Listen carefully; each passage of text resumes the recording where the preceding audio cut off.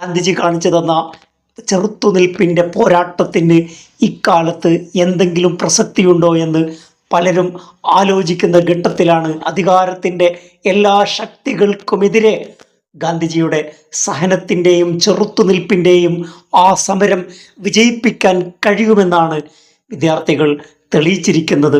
Lathi charge, അറസ്റ്റുകൾ, ഭീഷണികൾ എല്ലാം അവർ അതിജീവിച്ചു. സമാധാനപരമായി പ്രതിഷേധിക്കുന്ന വിദ്യാർത്ഥികൾക്ക് നേരെയുള്ള അമിതാധികാര പ്രയോഗം ഇന്ത്യ ചോദ്യം ചെയ്തു, സുപ്രീം കോടതി ചോദ്യം ചെയ്തു.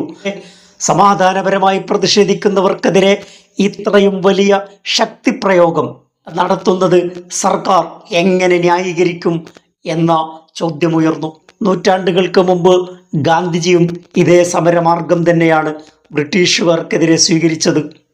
കേന്ദ്ര ഗവൺമെൻറ് കാണിച്ച അതേ തെറ്റു തന്നെയായിരുന്നു അന്ന് ബ്രിട്ടീഷുകാർ ഗാന്ധിജിയോട് കാണിച്ചത്. 1930 മാർച്ച് 12 സബർമതി ആശ്രമത്തിൻ്റെ കവാടം തുറക്കുന്നു. മുന്നിൽ നടക്കുന്നത് മോഹൻദാസ് കരംചന്ദ് ഗാന്ധി.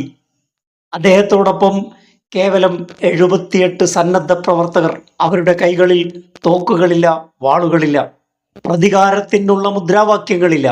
ബ്രിട്ടീഷ് ഭരണകൂടത്തെ ബലപ്രയോഗത്തിലൂടെ അട്ടിമറിക്കാനുള്ള പദ്ധതികളും അവരുടെ കൈവശമില്ല.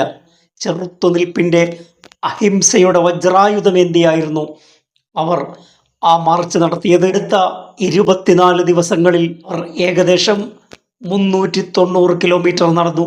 ഗ്രാമങ്ങൾ കടന്ന് പൊടിപടലങ്ങൾ നിറഞ്ഞ വഴികളിലൂടെ ആയിരക്കണക്കിന് ജനങ്ങളുടെ പ്രതീക്ഷകളുമായി അവർ അവസാനമെത്തിയത് ഗുജറാത്തിലെ ഒരു തീരഗ്രാമമായ ദണ്ഡിയിലായിരുന്നു.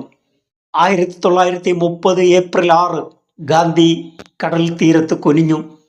ഒരു പിടി ഉപ്പ് കയ്യിലെടുത്തു. ആ നിമിഷം ബ്രിട്ടീഷുകാരുടെ ഉപ്പ് നിയമം ലംഘിക്കപ്പെട്ടു. പലർക്കും അത് ചെറിയ പ്രതീകാത്മക പ്രവർത്തനമായി തോന്നി. യഥാർത്ഥത്തിൽ അതായിരുന്നു ചരിത്രത്തിലെ ആധുനിക യുഗത്തിലെ ചെറുത്തുനിൽപ്പിൻ്റെ നോൺ ഒബീഡിയൻസ് എന്ന് പറയുന്ന സിവിൽ സ്ഥാനത്തിൻ്റെ തുടക്കം.